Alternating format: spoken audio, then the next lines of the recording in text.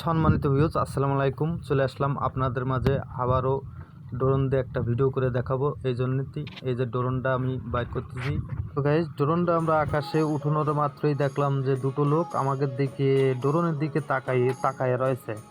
আসলে এরা এখানে কি করে? চারিপাশে ভুঁই লাগানো হয়েছে অনেক আগে, এরা এখন কিসের ভুঁই লাগাচ্ছে?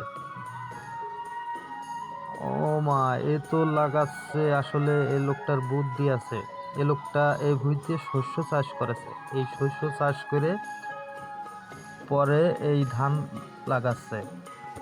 সো গাইস, এই লোকটা এই ভুঁইতে এক এক বছরে 3টা চাষ করতেছে। এই 3টা চাষ খুবই ভালোভাবে উঠবে।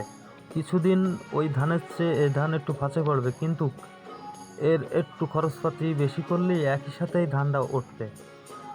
দেখেন, এই ভুঁইটি অনেকগুলো সরষা পাইছে। এই সরষা থেকে এনার এই ভুঁই লাগানোর খরচটা উঠে যাবে, এই কারণে একটু ফাঁসে পড়েছে। কিন্তু মনে করেন সার মাটি একটু বেশি দিলি এই ফাঁসে ফলন একই রকম হবে। এই জন্যই এই লোকটা ফাঁসে পড়েছে।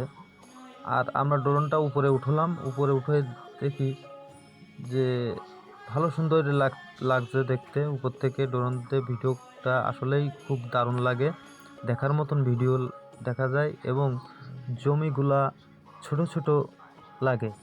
এবং এই জমিতে নিচের থেকে ভালোভাবে বোঝা না গেলেও উপরের থেকে জমিটা সঠিকভাবে বোঝা যায় যে কার কতটুক জমি কোনটা কি ভালোভাবে বোঝা যায়। আর পাশে দেখতেছেন যে ওই যে একটা সাদা ভুঁইতি মনে হচ্ছে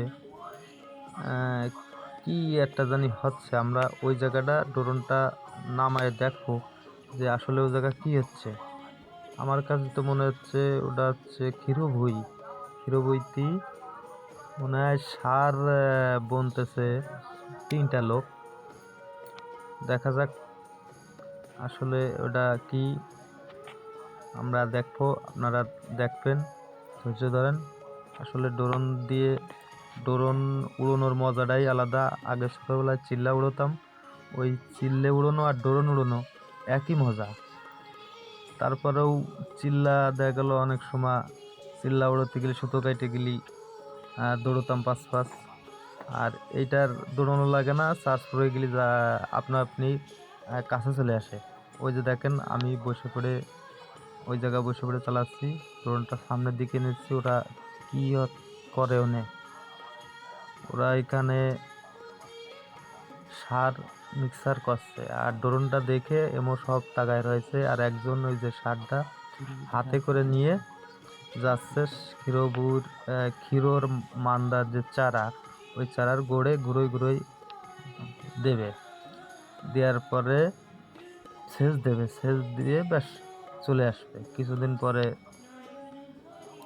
ব্যাস জো ধরলে আমরা কোপাবে। এই ক্ষীর বইতে অনেক কষ্ট হয়, অনেক পরিশ্রম করা লাগে। এই ক্ষীর বই চাষ সব জায়গা হয় না এবং সবাই করতে পারে না। এই ক্ষীর চাষ করতে গেলে অনেক পরিশ্রম করা লাগে। আর এমন একটা জিনিস, সঠিক সময় সঠিক চিকিৎসা না করলে এটা হয় না। এটা সবাই করতে পারে না, এর এর পাশে সময় দিতে হয়। সো গাইস, দেখতে দেখতে ভিডিওর শেষ পর্যায়ে আমরা চলে এসেছি। আপনাদের কাছে একটু অনুরোধ, এই ভিডিওটা লাইক কমেন্ট শেয়ার দিয়ে পাশে থাকবেন আর আমাকে উৎসাহ করবেন, যাতে এরকম ভিডিও আপনাদের মাঝে প্রতিনিয়ত আমি দিয়ে যেতে পারি। আমাকে একটু ভালোবাসা দেবেন, তাহলে আপনারা প্রতিনিয়ত এই ধরনের ভিডিওগুলো আপনারা দেখতে পাবেন। গ্রাম বাংলার ঐতিহ্য ভিডিও। ধন্যবাদ। আজকের মতন এতামাতিক। আল্লাহ হাফেজ।